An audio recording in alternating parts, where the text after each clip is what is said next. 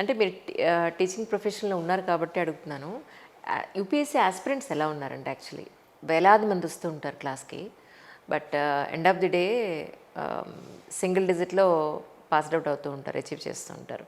ఎలాంటి స్టూడెంట్స్ని చూస్తున్నారు ఆస్పిరెంట్స్ని, ఎలా ఉండాలి ఇంకా అంటే ఏం చెప్తారు?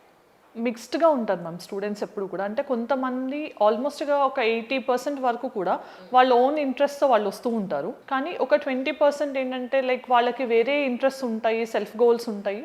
కానీ పేరెంట్స్ పర్స్యూ చేయమన్నారనో లేకపోతే ఏదో ఒక ఇన్స్పిరేషన్ ఉంది అని కొంతమంది పుష్ చేయడం వల్ల వస్తున్నారు ముందుకి.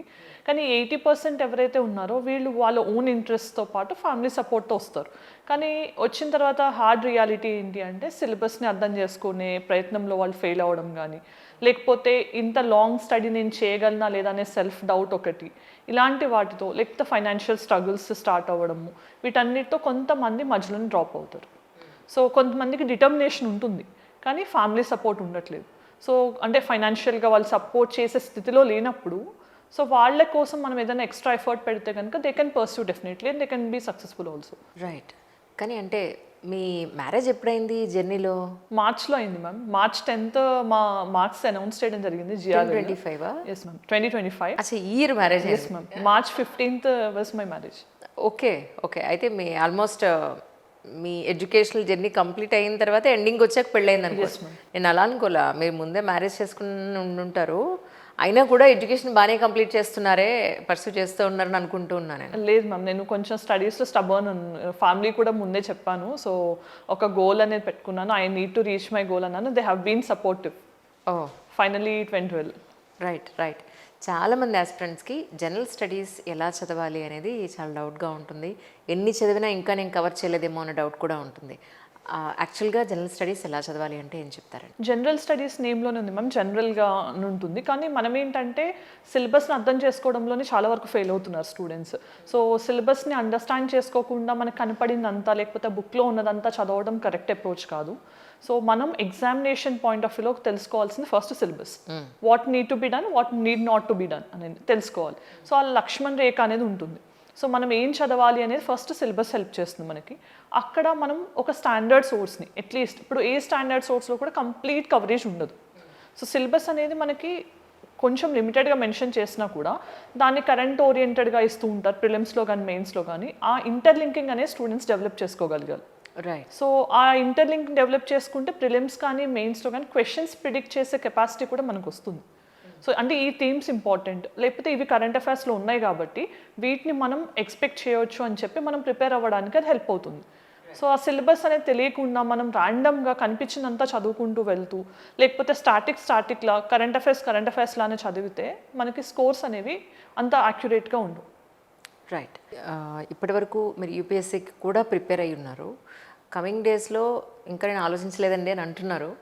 బట్ అంటే మీ ఉద్దేశ ప్రకారం అంటే చెప్పచ్చు సర్వీస్ చేయడానికి నాకు ఏదైనా ఒకటే అని, బట్ అల్టిమేట్ గోల్ ఏం పెట్టుకున్నారంటే ఏం చెప్తారు? ఇనీషియల్ డేస్లో అంటే నా స్కూల్ డేస్లో నేను మ్యామ్ రిజాల్వ్ అయింది సివిల్ సర్వీసెస్లోకి రావాలి అని. సో కొంత ఇన్స్పిరేషన్తో so Indian administrative services my first goal అనుకున్నాను. సో తర్వాత యాక్చువల్ రియాలిటీ తెలిసిన తర్వాత there is ample scope in Indian forest service అని కూడా అనిపించింది నాకు. సో ఇప్పుడు చాలా ఎమర్జింగ్ సర్వీస్ అది మనకి క్లైమేట్ చేంజ్ పాయింట్ ఆఫ్ వ్యూలో కానీ గ్లోబల్ వార్మింగ్ పాయింట్ ఆఫ్ వ్యూలో. సో గవర్నమెంట్ కూడా చాలా ఇనిషియేటివ్స్ అనౌన్స్ చేస్తుంది కాబట్టి ఫారెస్ట్ సర్వీస్ అండ్ ఎన్వైర్న్మెంట్ అనేది మంచి స్కోప్ ఉన్న సబ్జెక్ట్ అని చెప్పి that was my main option అనుకున్నాను. So in the mean time I started pursuing other options also. So అలా దీంట్లోకి రావడం జరిగింది.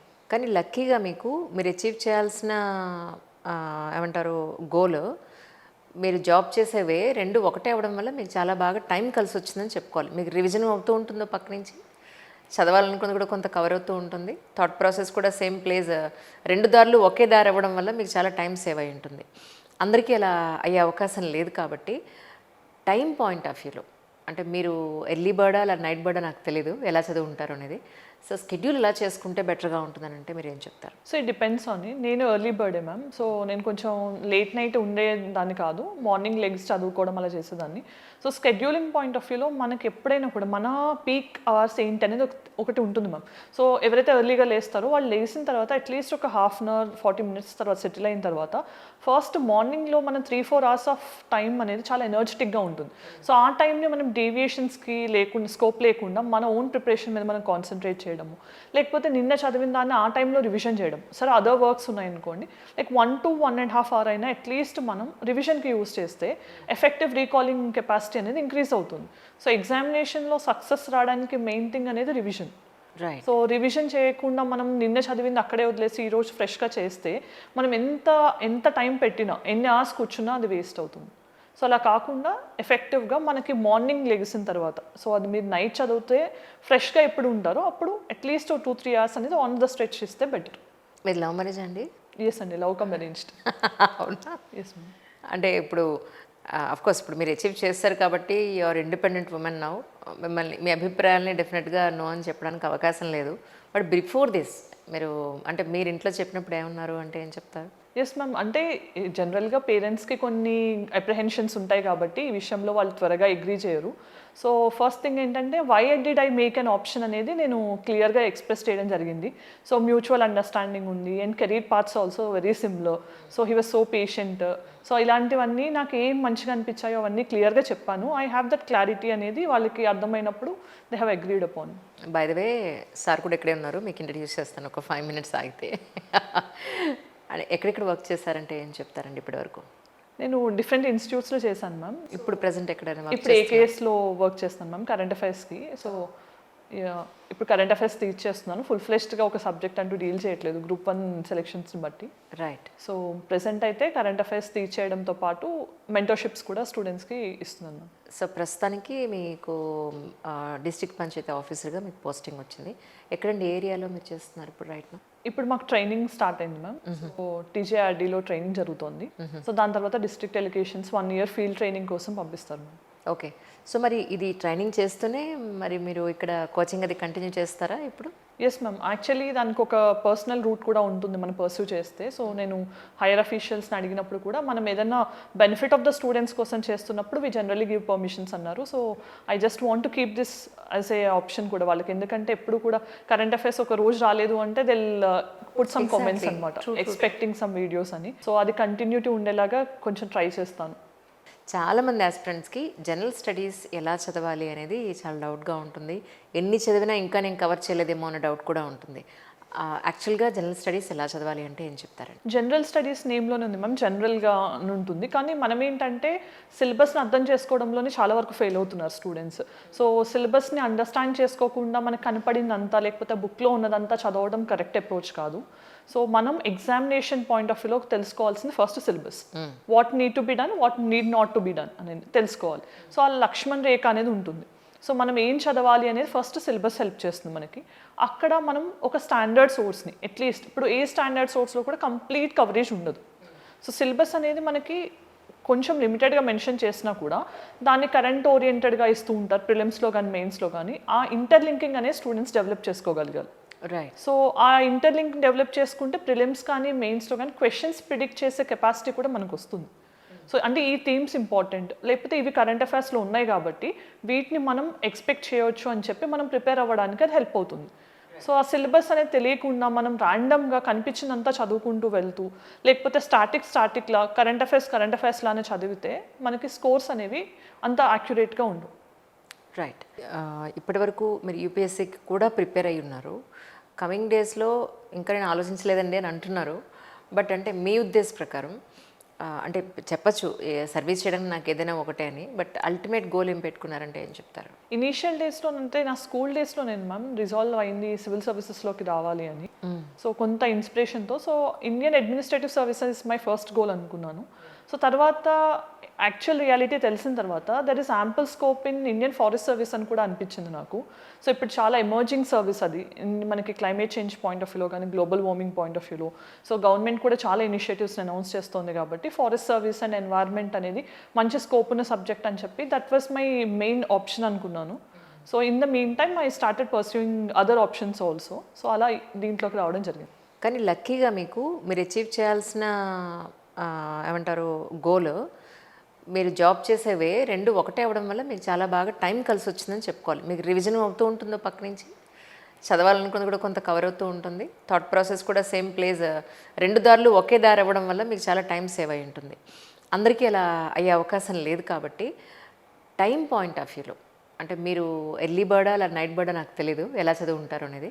సో స్కెడ్యూల్ ఎలా చేసుకుంటే బెటర్గా ఉంటుందని అంటే మీరు ఏం చెప్తారు? సో ఇట్ డిపెండ్స్ ఆన్ నేను ఎర్లీ బర్డే మ్యామ్. సో నేను కొంచెం లేట్ నైట్ ఉండేదాన్ని కాదు, మార్నింగ్ లెగ్స్ చదువుకోవడం అలా చేసేదాన్ని. సో స్కెడ్యూలింగ్ పాయింట్ ఆఫ్ వ్యూలో మనకి ఎప్పుడైనా కూడా మన పీక్ అవర్స్ ఏంటి అనేది ఒకటి ఉంటుంది మ్యామ్. సో ఎవరైతే ఎర్లీగా లేస్తారో వాళ్ళు లేచిన తర్వాత అట్లీస్ట్ ఒక హాఫ్ అన్ అవర్ 40 minutes తర్వాత సెటిల్ అయిన తర్వాత ఫస్ట్ మార్నింగ్లో మనం 3-4 hours ఆఫ్ టైం అనేది చాలా ఎనర్జెటిక్గా ఉంటుంది. సో ఆ టైంని మనం డీవియేషన్స్కి లేకుండా, స్కోప్ లేకుండా మన ఓన్ ప్రిపరేషన్ మీద మనం కాన్సన్ట్రేట్ చేయడము, లేకపోతే నిన్న చదివిన దాన్ని ఆ టైంలో రివిజన్ చేయడం. సరే అదర్ వర్క్స్ ఉన్నాయనుకోండి, లైక్ 1 to 1.5 hour అయినా అట్లీస్ట్ మనం రివిజన్కి యూస్ చేస్తే ఎఫెక్టివ్ రీకాలింగ్ కెపాసిటీ అనేది ఇంక్రీజ్ అవుతుంది. సో ఎగ్జామినేషన్లో సక్సెస్ రావడానికి మెయిన్ థింగ్ అనేది రివిజన్. రైట్. సో రివిజన్ చేయకుండా మనం నిన్న చదివింది అక్కడే వదిలేసి ఈరోజు ఫ్రెష్గా చేస్తే మనం ఎంత టైం పెట్టినా, ఎన్ని అవర్స్ కూర్చున్నా అది వేస్ట్ అవుతుంది. సో అలా కాకుండా ఎఫెక్టివ్గా మనకి మార్నింగ్ లెగిసిన తర్వాత, సో అది మీరు నైట్ చదివితే ఫ్రెష్గా ఎప్పుడు ఉంటారో అప్పుడు అట్లీస్ట్ 2-3 hours అనేది ఆన్ ద స్ట్రెచ్ ఇస్తే బెటర్. మీరు లవ్ మ్యారేజ్ అండి? ఎస్ అండి, లవ్ కమ్ అరేంజ్డ్. అవునా? Yes ma'am.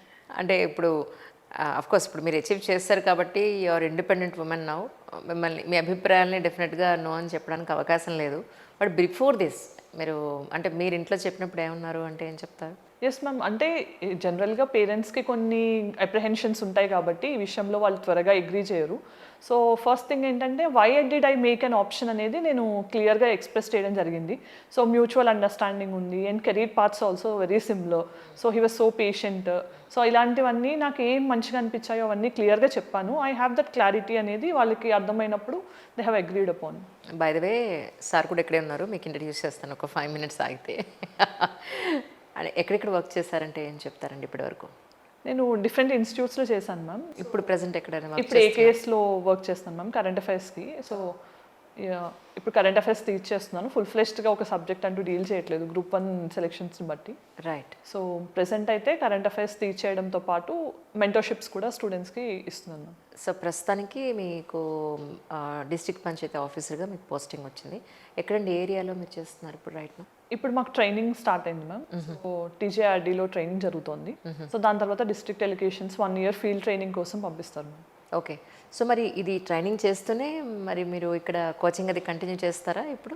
Yes ma'am. Actually దానికి ఒక పర్సనల్ రూట్ కూడా ఉంటుంది మనం పర్సూ చేస్తే. సో నేను హైయర్ అఫీషియల్స్ని అడిగినప్పుడు కూడా మనం ఏదైనా బెనిఫిట్ ఆఫ్ ద స్టూడెంట్స్ కోసం చేస్తున్నప్పుడు వి జనరలీ గివ్ పర్మిషన్స్ అన్నారు. So I just want to keep this as a option కూడా వాళ్ళకి. ఎందుకంటే ఎప్పుడు కూడా కరెంట్ అఫైర్స్ ఒక రోజు రాలేదు అంటే దిల్ పుట్ సమ్ కామెంట్స్ అనమాట, ఎక్స్పెక్టింగ్ సమ్ వీడియోస్ అని. సో అది కంటిన్యూటీ ఉండేలాగా కొంచెం ట్రై చేస్తాను.